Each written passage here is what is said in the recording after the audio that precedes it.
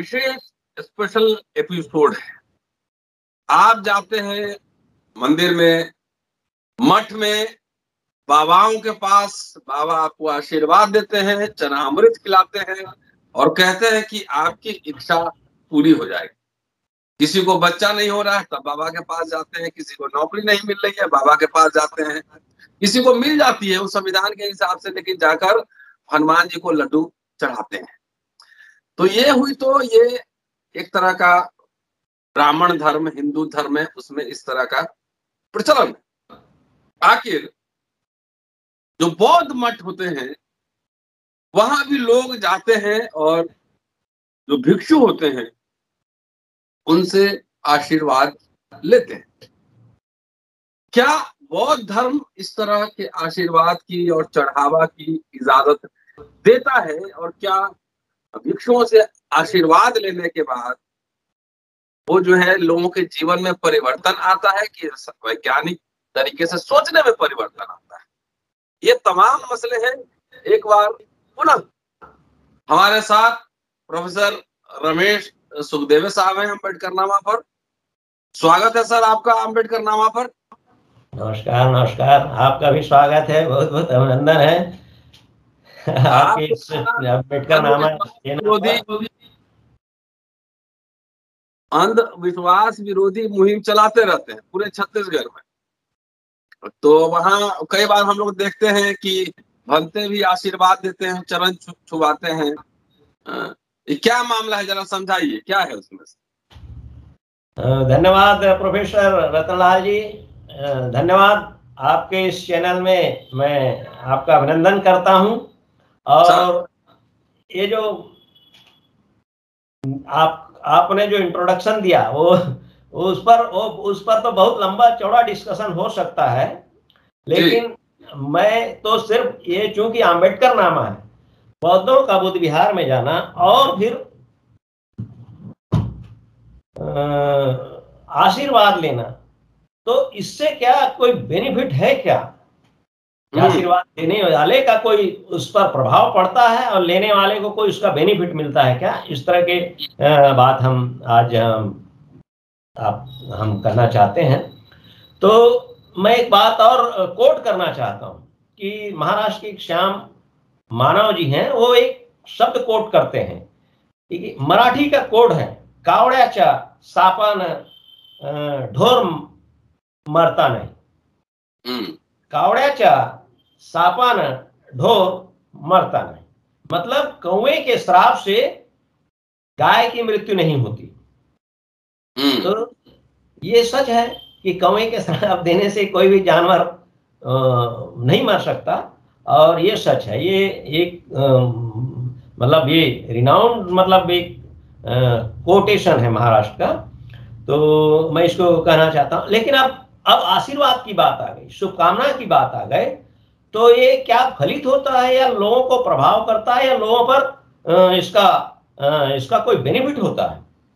तो मैं ये कह रहा हूं कि जैसा कि मनुष्य का मन जो है ना, वो हाईली सजेस्टेबल रहता है। इंसान का मन जो है वो हाईली सजेस्टेबल रहता है कि कोई चीज उसको हम उसके मन में डालते हैं तो वो स्वीकार करता है।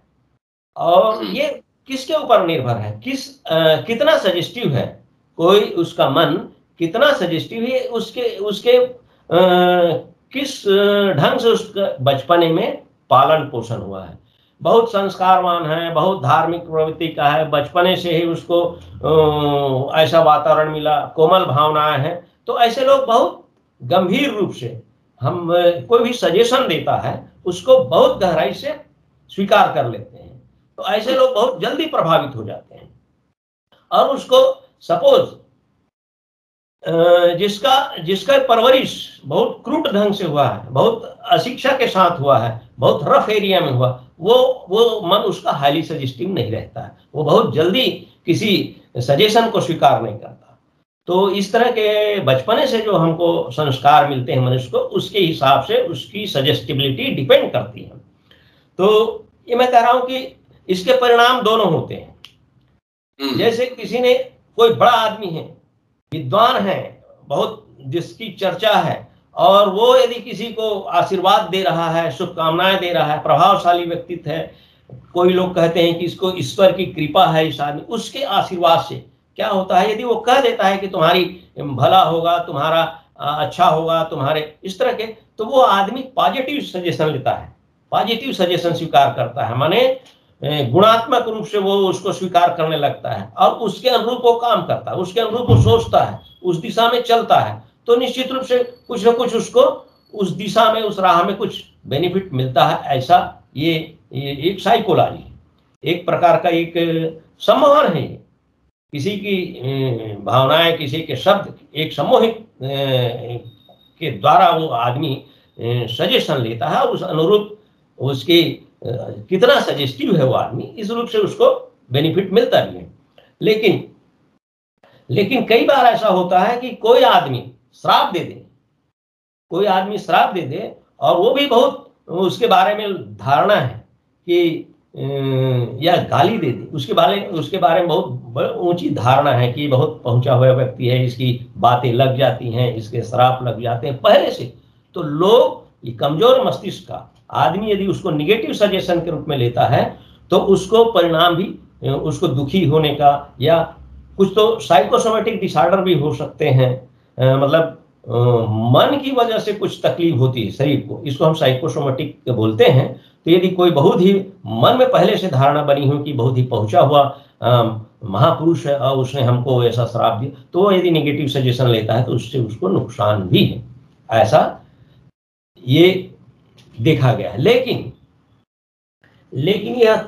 यह वैज्ञानिक तथ्य है कि यदि आप किसी के सजेशन को स्वीकार करते हैं या किसी के सजेशन को स्वीकार नहीं करते हैं, तो ये आपके ऊपर है, ये आपके ऊपर है। यदि आपने किसी का सजेशन स्वीकार नहीं किया, किसी के आशीर्वाद या किसी के श्राप को आपने एक्सेप्ट नहीं किया, तो आपको कुछ नहीं हो सकता। इसका मतलब ये है कि कैसा भी आशीर्वाद हो, कोई भी, कितनी भी दैवी शक्ति वाला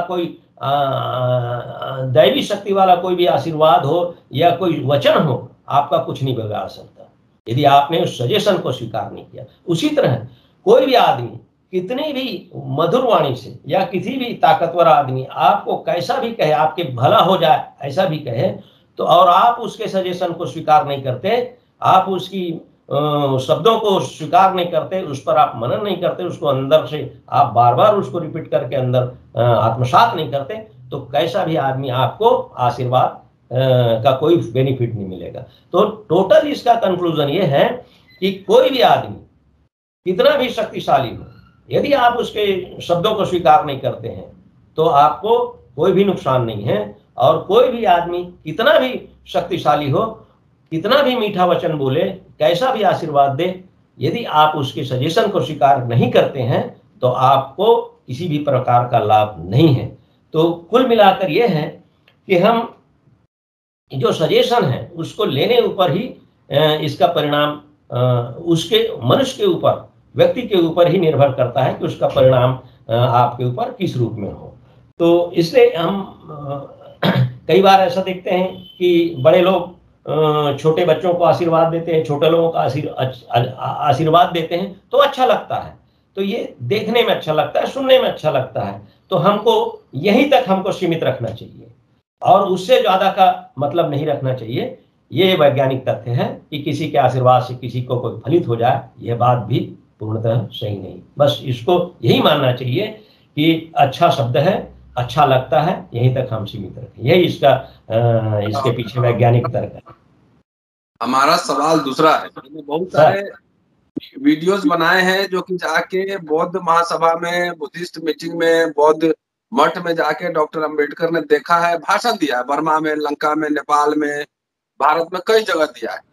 लंका में एक वो चर्चा करते हैं, बौद्ध गए थे देखने बौद्ध मठ की, बौद्ध लोग काम कैसे करते हैं जी। तो देखे तो उन्होंने वर्णन किया है कि सब लोग नीचे बैठे हुए थे, वो आए और मचान जैसे किसी चीज में बैठे 2 मिनट, अब बुदबुदाए और चले गए। तो ऐसे अगर बौद्ध धर्म का प्रचार प्रसार होना हो तो हो लिया।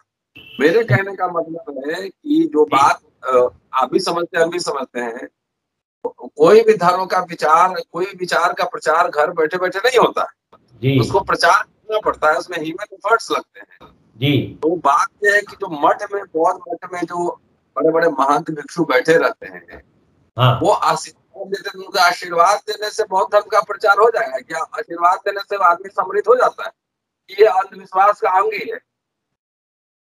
ये अंधविश्वास का अंग है। बाबा साहब ने खुद ये जितने बौद्ध मठ में जो भिक्षु बैठे हैं, उनको बाबा साहब ने स्वीकार नहीं किया। वो अपने ढंग से उन्होंने तो एक दो शब्द कहा भी है कि ये तोंद निकाल रहे हैं, तोंद निकाल के सोए रहते हैं। हाँ, तोंद हाँ, निकाल के सोए रहते हैं। हाँ। तो ये बाबा साहब का ये शब्द था। और बाबा साहब ने पूर्ण रूप से बौद्ध भिक्षु जिन्होंने बाबा साहब का जो अध्ययन है, वो पूर्णतः वो संतुष्ट नहीं थे वर्तमान भिक्षुओं से। वो तो अलग ढंग से भिक्षु तैयार करना चाहते थे, जो जो संवैधानिक रूप से सामाजिक समता और चलने वाला भिक्षु, चलने वाला भिक्षु। इसलिए उन्होंने बाबा साहब जो भगवान बुद्ध की मूर्ति जो स्वीकार की, वो बैठी मूर्ति को बजाय वो चलने वाली मूर्ति को बाबा साहब ने एक्सेप्ट किया कि ये मूर्ति मेरे। उतने में ही तो भदंतानंद कौशल्यान ने कहा था कि आप ये जिस ढंग से मूर्ति आप एक्सेप्ट करते हैं, तो उसी से मैं समझ गया आपकी कितने बड़े विद्वान आदमी हैं। बाबा साहब ने चलती हुई मूर्ति को स्वीकार किया था बुद्ध की। तो इस तरह मठ पर जो मठाधीश के रूप में जो भिक्षु हैं, बाबा साहब ने इसको स्वीकार नहीं किया था। उनकी अपनी दूसरी बौद्ध धर्म का प्रचार प्रसार कैसे होगा?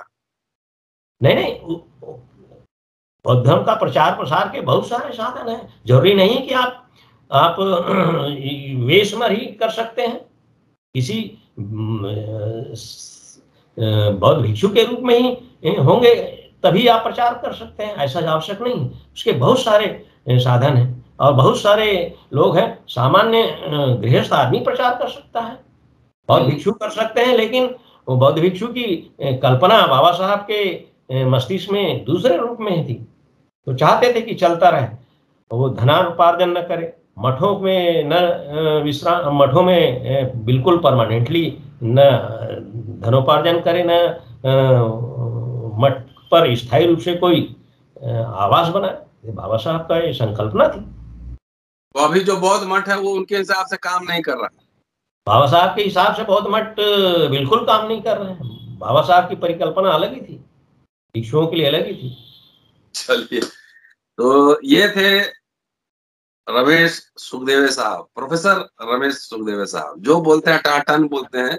पूरा वीडियो देखिए, शेयर कीजिए, ज्यादा से ज्यादा घर घर पहुंचाइए, क्योंकि किसी भी धर्म के नाम पर अगर पाखंडवाद है तो सुखदेवे साहब पाखंडवाद के खिलाफ पूरा मुहिम चलाते हैं। किसी भी पंथ का हो, किसी भी धर्म का हो। तो ये बात, साइंटिफिक बातें घर घर पहुंचाना, नौजवानों में पहुंचाना बेहद ही जरूरी है, इसलिए इसको शेयर करते रहिए। शुक्रिया सर, और फिर आपसे जल्द मिलते हैं। बहुत बहुत शुक्रिया, धन्यवाद आपको। नमस्कार, जय जोहार जी, पूरा छत्तीसगढ़ में वीडियो फैल जाना चाहिए।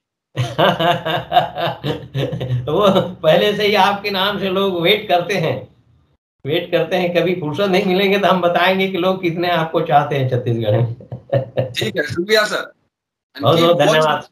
वेट करना, मैं अगले एपिसोड में फिर एक नए मुद्दे के साथ मिलता हूँ। शुक्रिया, जय भीम। नमस्कार, जय भीम।